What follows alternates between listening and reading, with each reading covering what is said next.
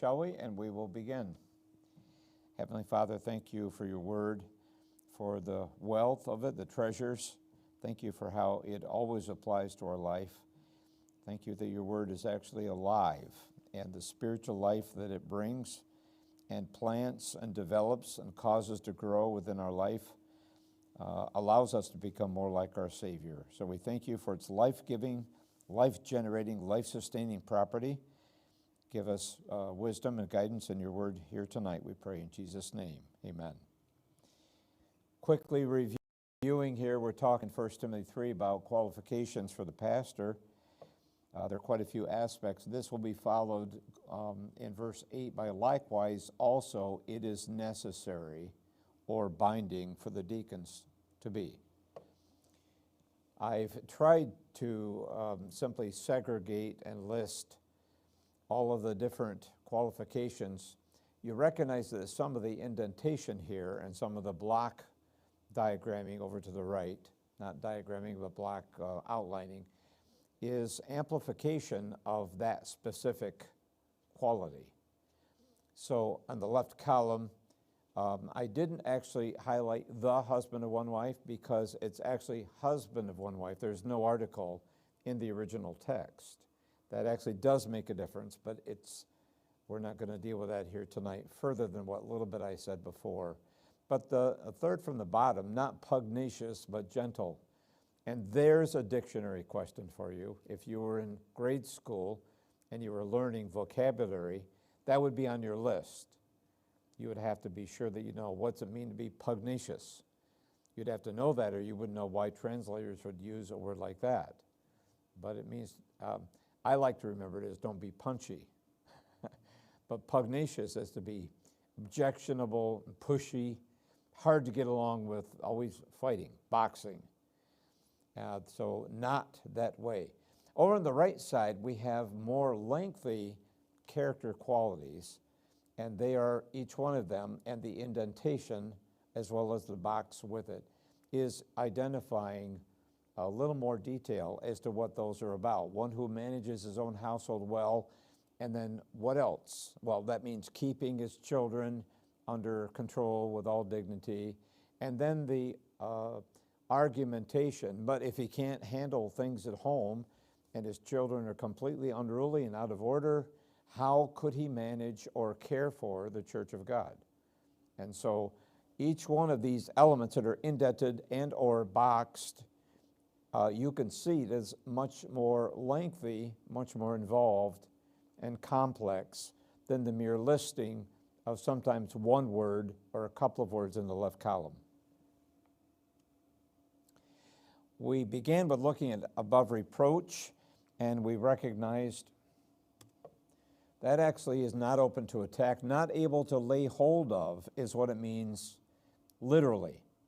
And by way of understanding, so even that, what does that mean? It means there's nothing in his character for which the world and others would be able to say, well, this guy is obviously, I've seen him do this all over the place. And so a character that could be assailed and assaulted legitimately and in a sense widely brings a man into questionable character as to whether he will be able to sustain a leadership role among the people.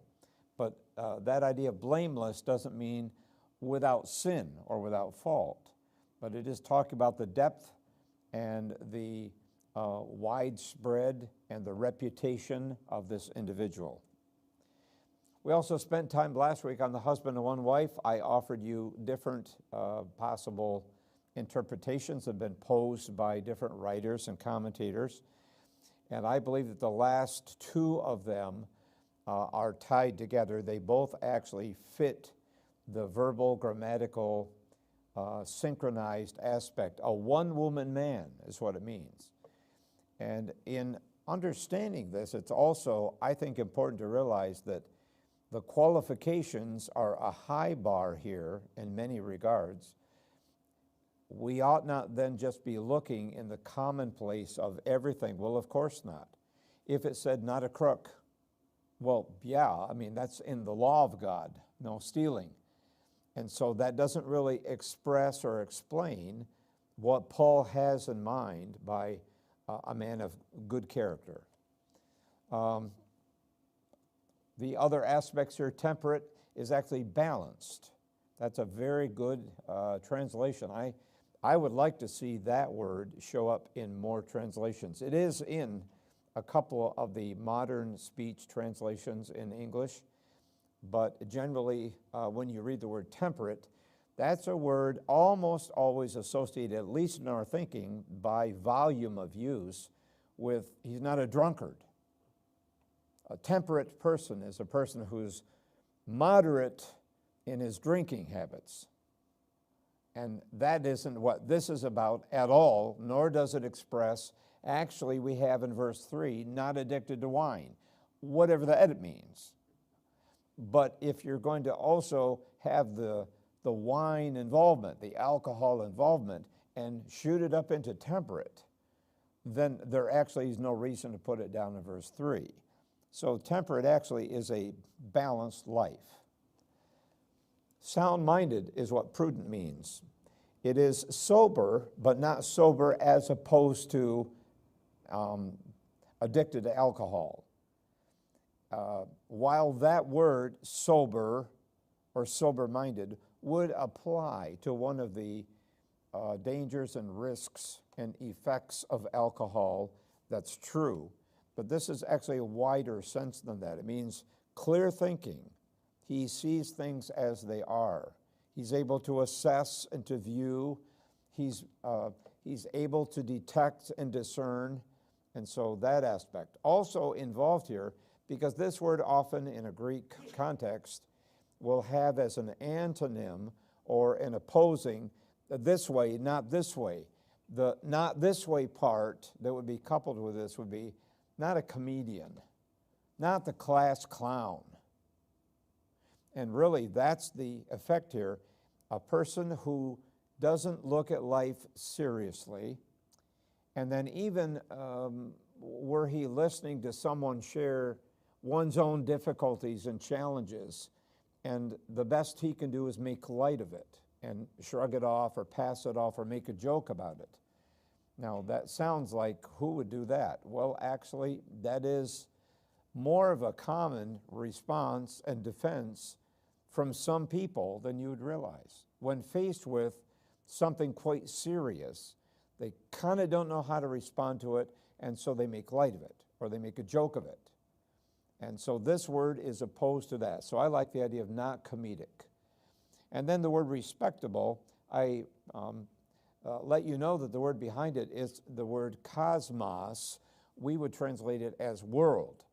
But it is not just the globe, it actually is the world system.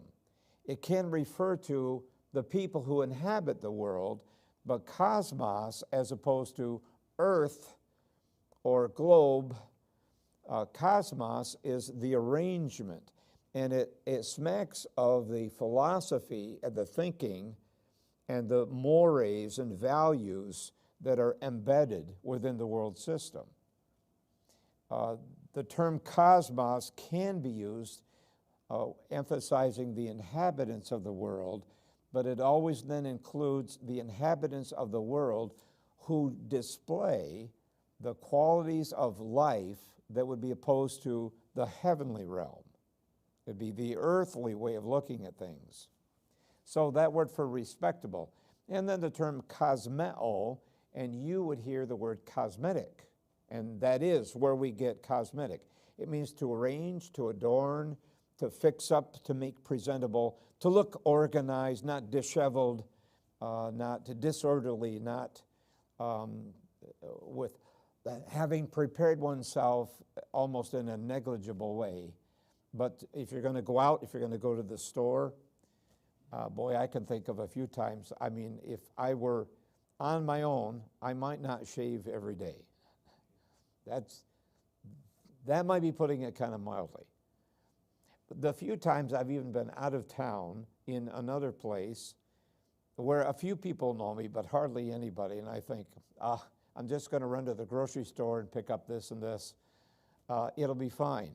And lo and behold, I walk in this store. aren't you Pastor Brown? And that's when I say, yeah. And then I almost have to apologetically say, well, I was in a real hurry today, didn't even have time to shave. But this word is orderly, organized, prepared. And it certainly is the opposite of to be unorganized and very random and without planning and preparation.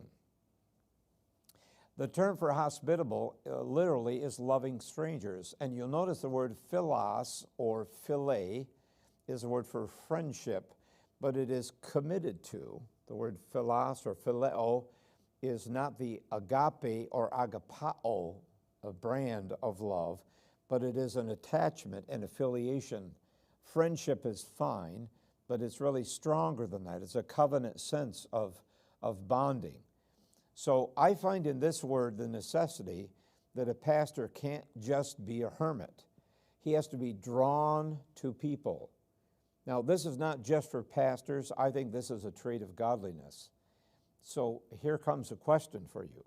When you're out and about and you see an individual, and upon occasion someone that you spot, something happens, some small event, and you recognize, wow, they are in trouble. They just had a problem. Whether it's a flat tire by the side of Route 80 with a narrow shoulder or whatever it would be, and you say, oh, I wish I could help. I need to help. What can I do to help? I wonder if I can pull over here in time without causing an accident. Does anything trigger your mind when you see people without Christ or people in genuine need? And this word is a reaction to that.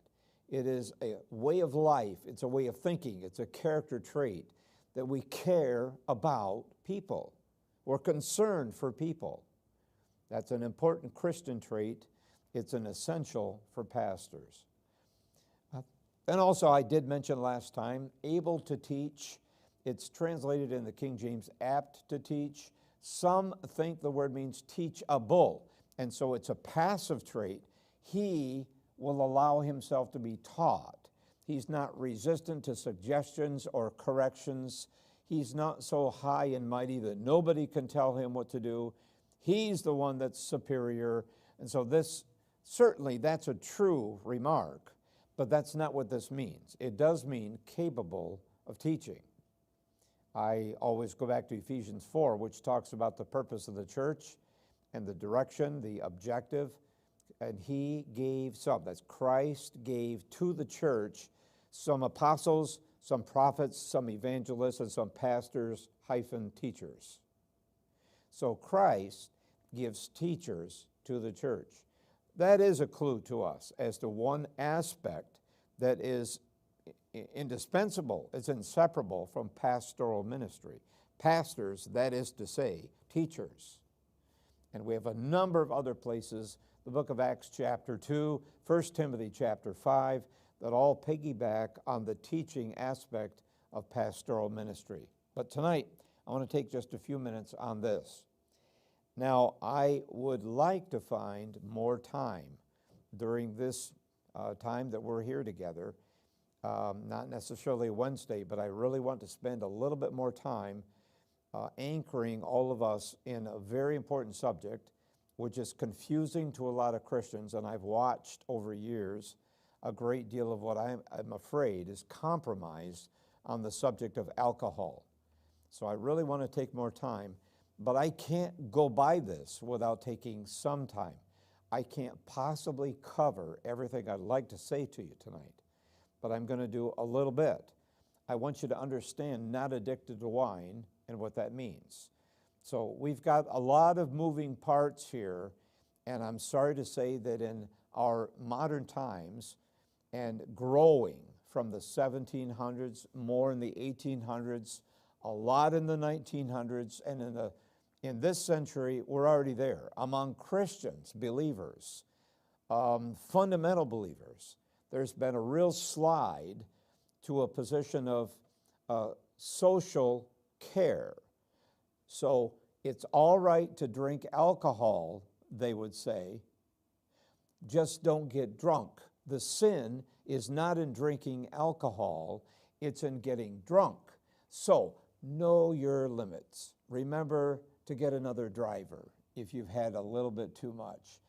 And my response is, wow, we have really slid in that direction a long, long ways, because that's not what believers thought a little while back, but it has become the standard position of nearly all Christians. And if you were to poll and check churches all around us, most of them would say, well, I can't really prove that it's wrong to drink. I think rather the Bible would be okay with drinking in moderation. So just be careful with that.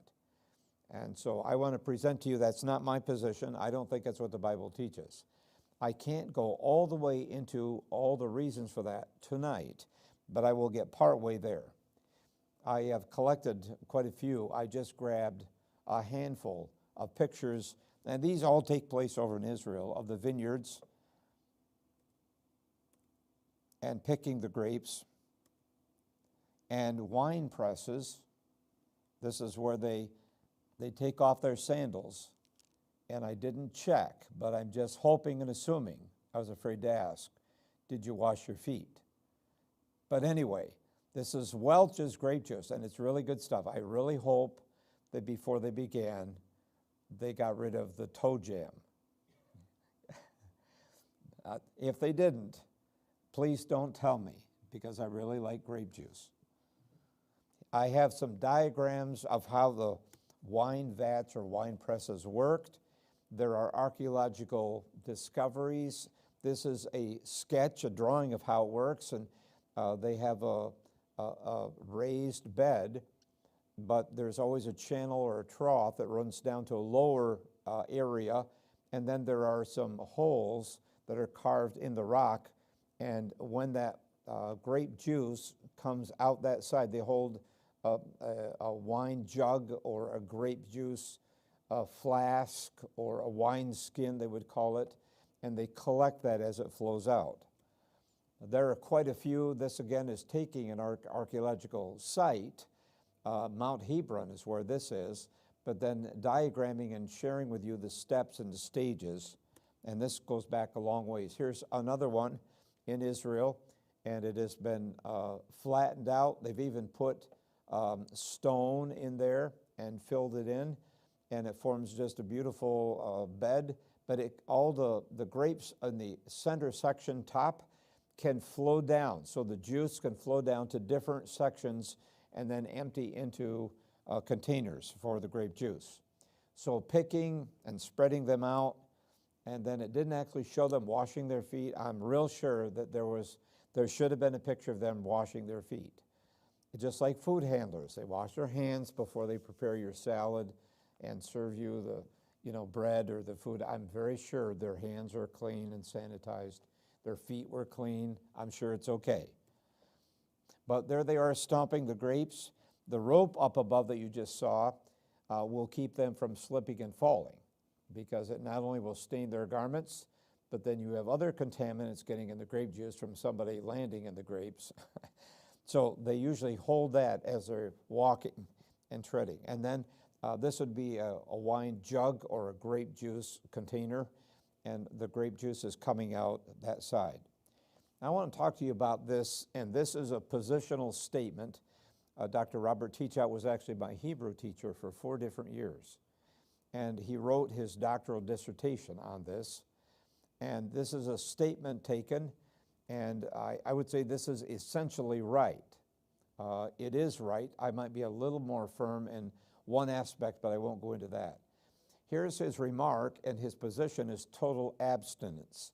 The problem is that people have taken the very usual meaning of the word, whether in Hebrew, Greek, Latin, or English, as an intoxicating beverage. Wine is an intoxicating beverage. We have come to assume that. We use that 4-letter word, W-I-N-E, which is related, of course, to V-I-N-E, vinum, vine, vinum, yayin, and oinos. They're all actually the same word in different cognate or related languages within the same general family of languages. But they take that as an intoxicating beverage. That's just the assumption.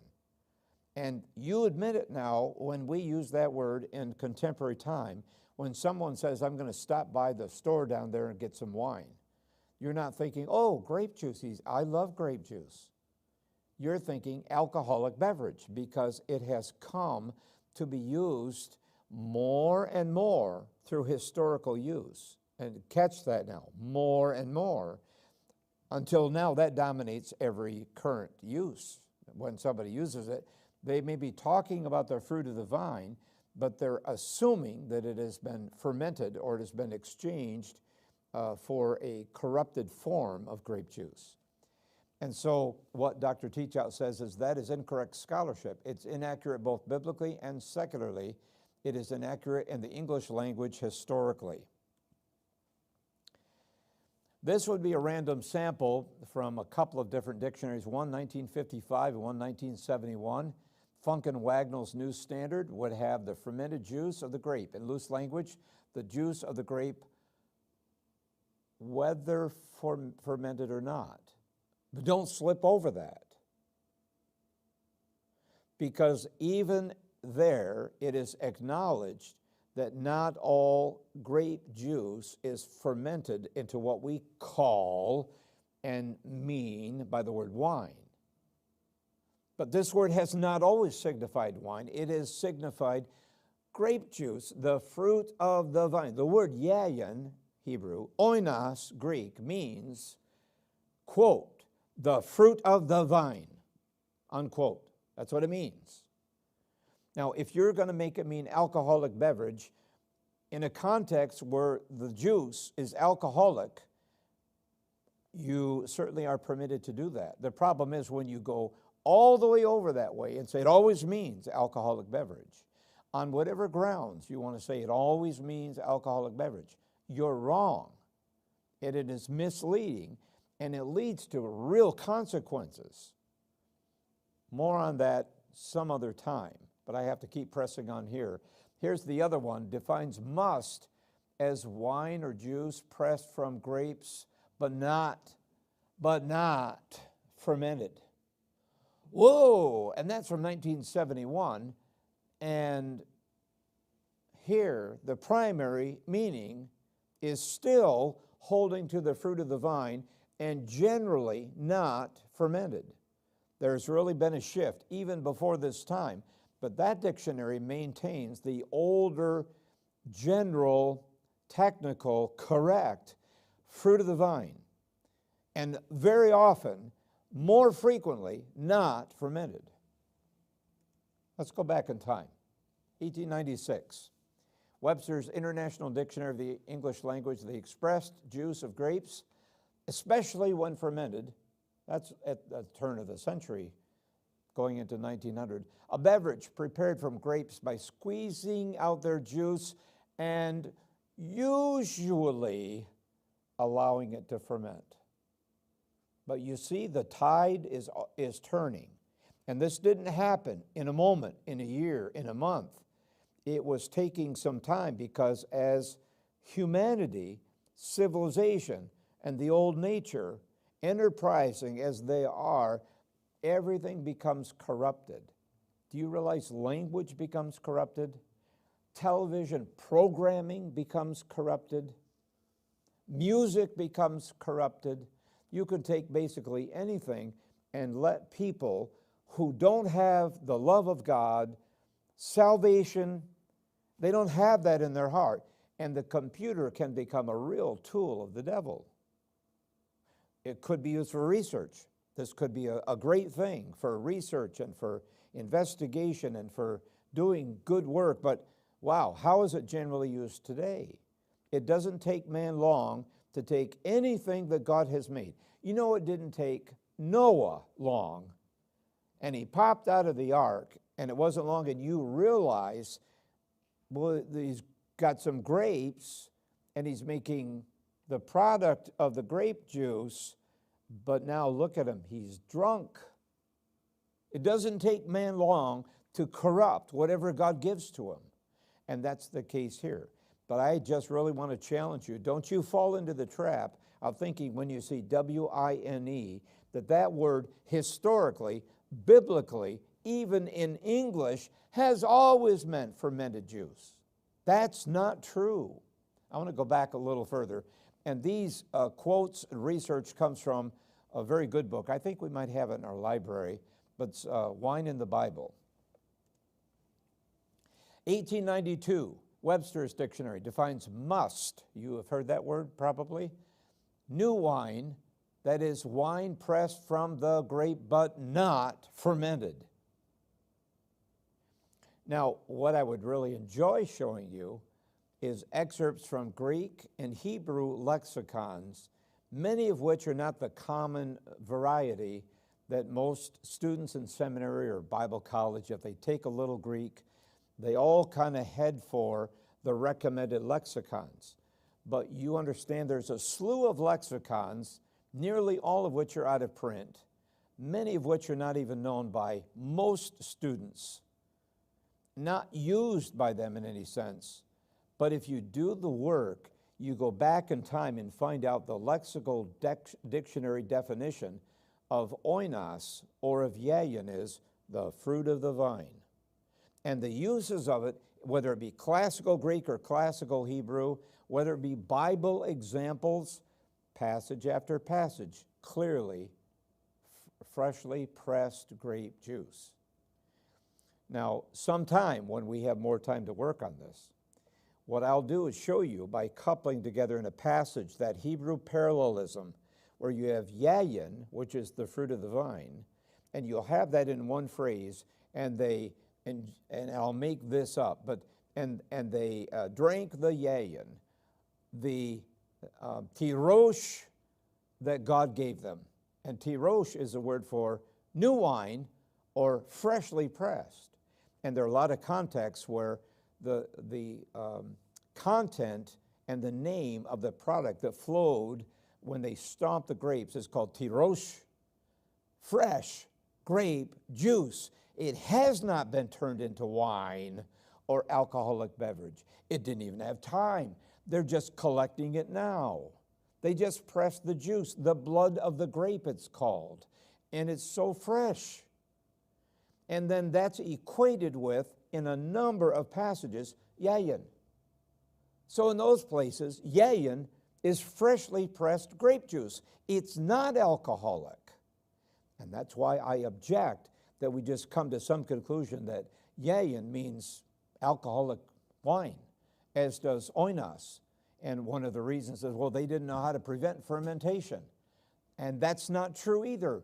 Pliny, in his work, lists 5 ways that they could stop grape juice from fermenting. They could preserve it for a period of time. Well, it's not like I'm the only person who knows this. And yet, everybody is speaking the same line. You can't stop fermentation. All the yayin and oinos of Bible times had to contain a certain level of alcohol, just a matter of how hard that stuff was. And you know by now that I'm a little bit of a stickler on the meaning of words and say what we mean and mean what we say and get it right. How about this for another definition? 1959, Nathan Bailey's New Universal English Dictionary of Words and of Arts and Scientists, wine. He defines as natural wine is such as it comes from the grape without any mixture or sophistication. It comes this way from the grape. It's natural wine. It's grape juice. Adulterated means you've done something to it. You corrupted it. You added to it, or you treated it in such a way that it is not the same product as it was before. It's a corrupted beverage. Benjamin Marin's Lingua Britannica Reformata, or a New English Dictionary, 1748.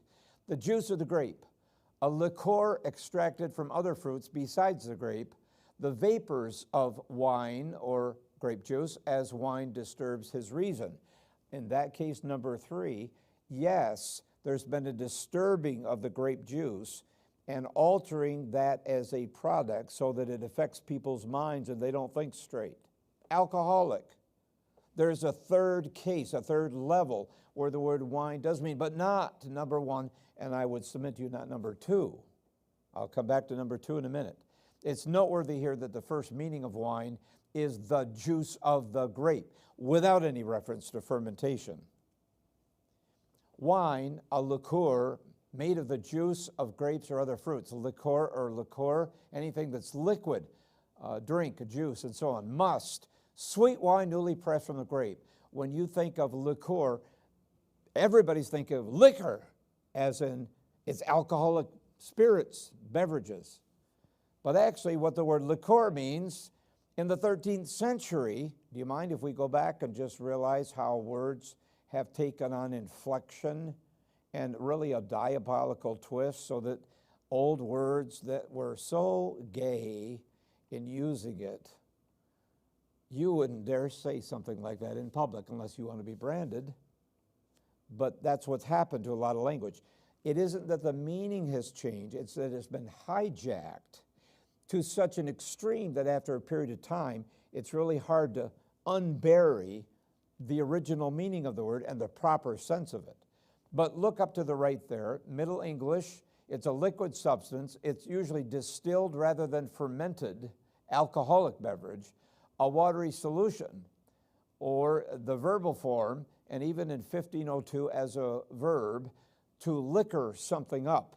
And often it could become, the bottom one there is alcoholic, to excess. Used to liquor up, to do something to excess in a very negative way. But the word itself doesn't always mean that. But the bottom left, again, keep that in mind. In this definition, wine explicitly includes, must, sweet wine newly pressed from the grape. Could I take you back to Josephus? Now, I mean, I don't want you to start teaching us now. But here's Josephus.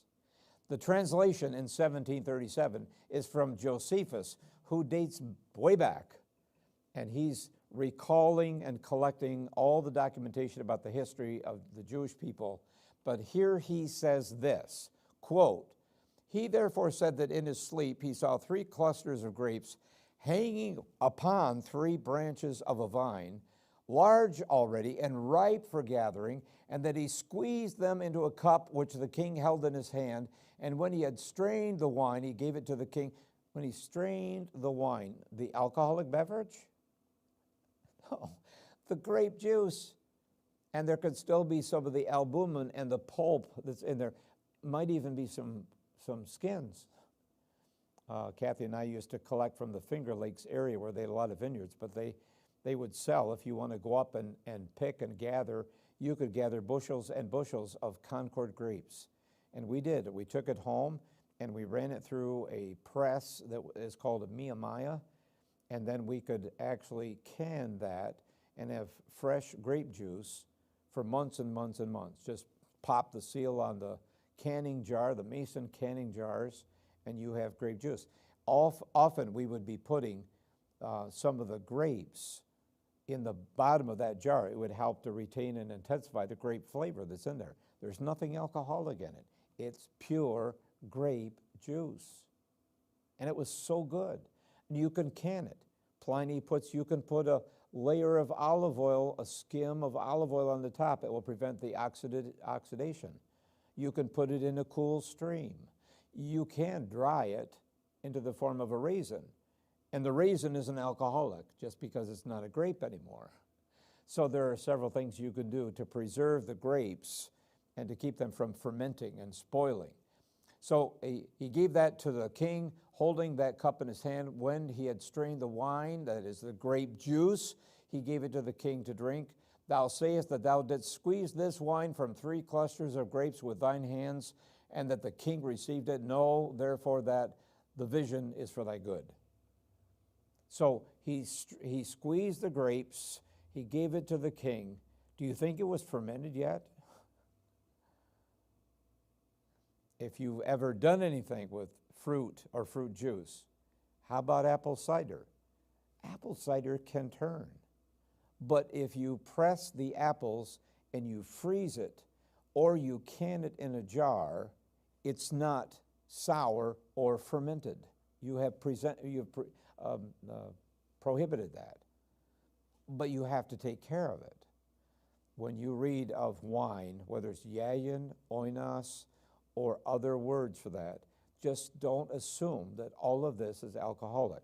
Now I want to take you just a little further, and that'll be as far as we get tonight. I want to talk to you about the imagery of wine. Now before I do that, I want to give to you some Bible images. Some terms commonly known, we know the object they are, and we know of literal senses in which something has happened. I'm just going to name something and you tell me what you think that represents, okay? Lion.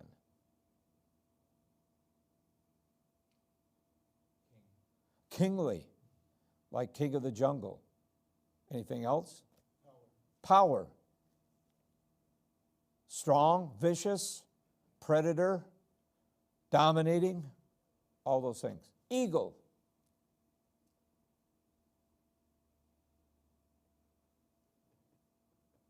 Lofty, soaring, high above, pretty much immune to any attack himself, preying on other things, sharp eyes, eagle. The eagle, of course, in mythology, dives down into the sea, and it actually is reenacting the molting season, losing all the feathers and so on, plunging into the sea, and then guess what? Rising out of the sea, and it is an emblem of the God idea of resurrection and living forever. And the eagle is chosen as that creature that personifies death and life. But we can come up with basically anything. Rock. Stability. How literally do you take that? God is our rock. Whoa. Granite? Flint? Sandstone? What kind of rock? What do you mean he's a rock? All those things that you know in your mind. This is what a rock represents. Now I want to ask you the question, is there any sense in which depictions of common things also represent something that is not really dealing with the literal element? Bread, Christ, the bread of life. Is all we think of just a loaf? Is it wheat? Is it barley? Is it rye? Is it finely ground? Is it coarsely ground? Is it organic? Bread. How about yayin, wine, grape juice? What does that mean? I'd like to show you just a little bit. Connotations of both blessing and distress are associated with wine press. What would distress have to do with wine press? He is treading out the grapes of wrath. Judgment.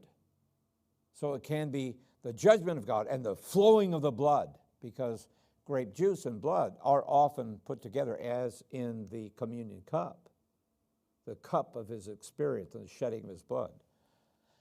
Grapes were harvested only once a year. The season of processing those grapes was marked by great joy, celebration, singing. Joel chapter 2 talks about that.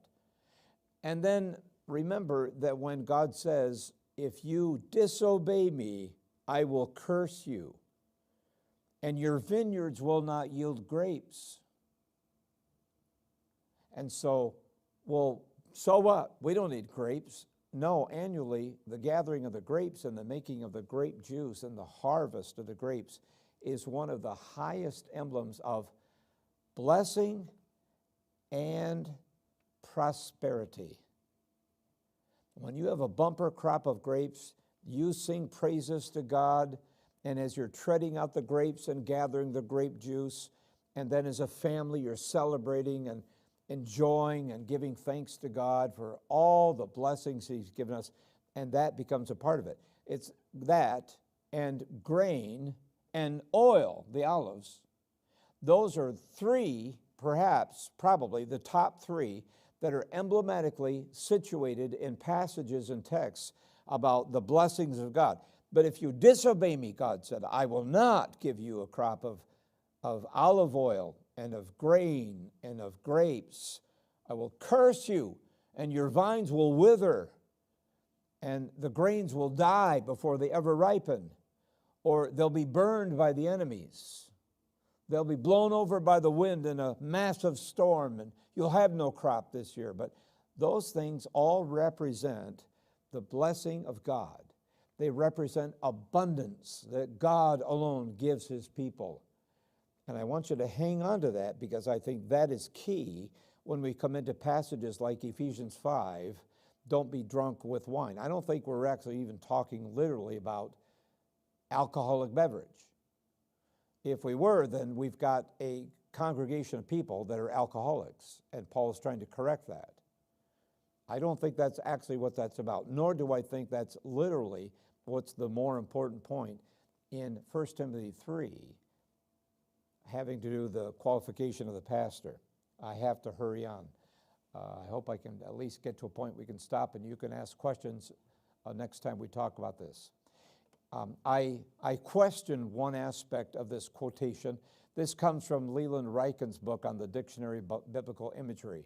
I've taken this from here as well from Zondervan.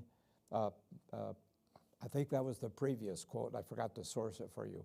In the ancient Near East, with its scarcity of water, wine was a necessity rather than a luxury. I think the grape juice was important.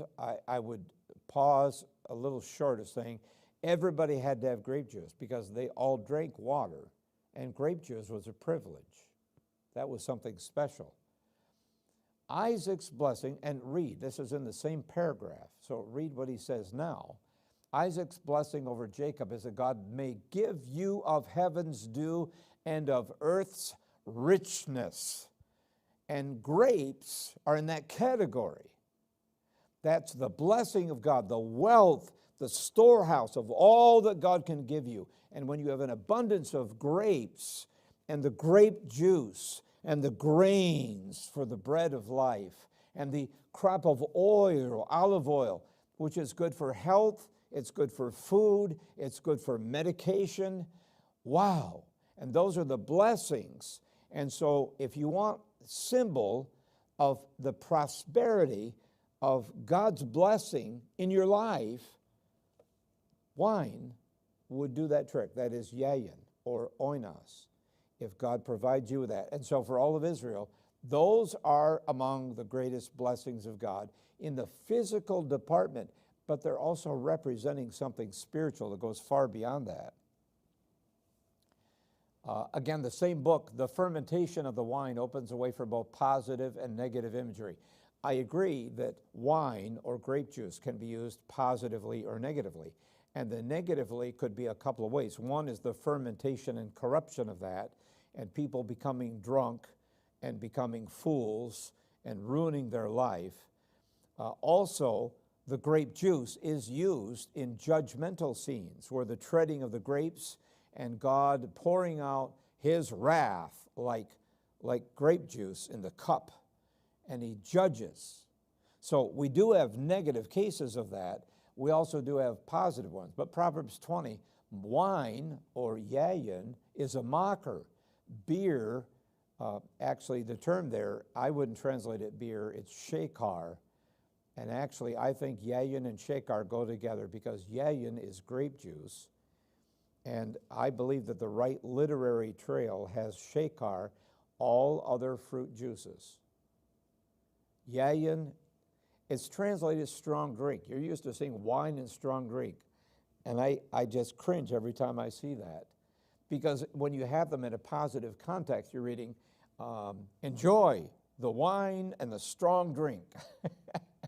and you're thinking, oh, I guess God says it's all right to drink alcohol. He probably means do it carefully, don't get too drunk on it. And what I'm saying is, no, actually wine, unless you have reason to think it's alcoholic, fermented, and it will make you drunk, is talking about fresh grape juice. And when the term shekar, it carries the translation of those that have assumed that means, oh, shekar is strong drink. I mean, it's got a high concentration of alcoholic content. It's not. And some Hebrew lexicons bear that out as well. Older Hebrew lexicons say this actually is from a term that has to do with fruits in general. That could be figs, it could be peaches, it could be apples, it could be, but it's talking about the common one, the preferred one, the greatest one, grapes, but then there are also fruit beverages. And when that's used in a positive context, referring to the blessing of God, and God says, have at it, enjoy it, I gave this to you. God isn't saying, just don't drink too much, because a little bit's going to go a long ways, and your head's going to spin, and you're going to teeter, and you're going to fall down a flight of stairs, but it just, that next time you'll know not to drink quite so much. It's not talking about fermented beverage. It's talking about grape juice and other juices. But in Proverbs chapter 20, we're talking about wine and other fruit juices that have become fermented. And that makes a fool out of people. Whoever is led astray by them is not wise. Positively, wine becomes an important image of joy, celebration, and festivity, often expressive of the abundant blessing of God. Now, I think because of time, I've got to take you over to 1 Timothy 3, and we'll try to pick up here, and I'll do my best to entertain a few questions there, if you can remember that long. 1 Timothy chapter 3, what does it say there in our text about qualification for a pastor? In verse 2, an overseer then must be above reproach, the husband of one wife, temperate, prudent, respectable or orderly, hospitable, able to teach, not addicted to wine. Does that mean as long as he's not addicted to it, he just socially drinks? Is that what it means? Let's be a little more literal here. I'm going to have to skip over this. I don't know, maybe we have time in a couple weeks. Not alongside the wine. So here's the picture of it. Here's a pastor. He's sitting at a table, and he's got his elbow on the table, and right next to him all the time is a glass of wine. But it's not just the wine it represents. Abundance. Allow me to use the word luxury. He's not insisting on and grabbing a hold of and holding it close to him this philosophy, I've got to have the best. I've got to have bigger, better, more. It's that idea. And it can happen with money. It can happen with things. One problem you're going to have to wrestle with is what we're going to do with this when you come down to verse 8 in 1 Timothy 3, because there it says, deacons likewise must be men of dignity, not double-tongued or addicted to much wine. So they can have more than the pastor can. So when you sit down at a table in a restaurant, a pastor with 2 or 3 of his deacons or all of them, and then, he orders some wine, some alcoholic beverage, and the deacons order some too. Well, as long as he doesn't put it at his elbow, he sets it kind of out of the way over here, then he can have some. Is that what you mean? And the deacons can have some, but the pastor, like, whoa. I think you should share that, 2 of you. That's enough for 2 of you. 6 ounces apiece, but a 12-ounce can of that, you shouldn't do that. That's much wine. What do you do with this?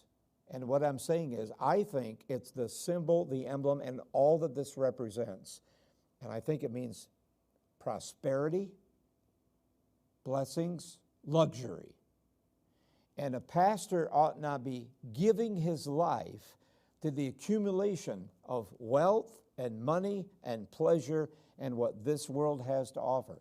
You see, there's nothing wrong with wealth and luxury and blessings. God gives that. But a man that says, I'm going to have that.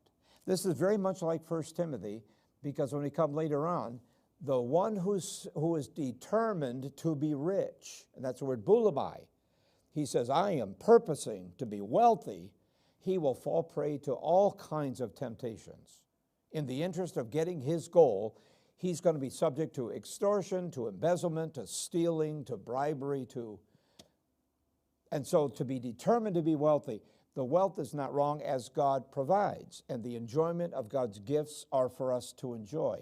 But the problem comes when he is always seen in the lap of luxury. And every image of that man, as supposedly a man of God, is he's always got to have the best. He's always got to have the newest. He's always got to have the most. He's always got to have the most expensive. And that is not to be the case with a man of God. So I think that the wine here is far less taken up with fermented or not. I do believe this is unfermented. He wouldn't be drinking fermented beverage anyway. All of that is forbidden by God. For all believers, the one who even looks at a cup that bubbles, Proverbs, he's a fool. Anyone who even entertains the thought and the company of alcoholic beverage is being foolish. And so now are we going to say, but the deacons can have it, just not too much? And I still don't know who's going to decide what's too much. Should we wait until someone is drunk and then say, that was it, that was too much? Whatever amount you had, just remember, scale it back each time until you reach a happy level where you're really smiling and you're happy and conversant, but you're not drunk. And then you say, I can stop after 2 drinks. I can stop and I'm okay. I don't think that's what this passage or verse 8 is talking about at all. But I know that I'm one of the few that still holds that position. I know that. You can tell we've got to have more time. I will not be spending much more time in this round of talking in 1 Timothy 3. But I really had to say something here about what that means. It means not having for oneself a lot of what I think is represented here, luxury and ease and wealth. I think that's the whole purpose and meaning here, as I think it is also in Ephesians 5. Because wine or grape juice is imagery all through the Old Testament.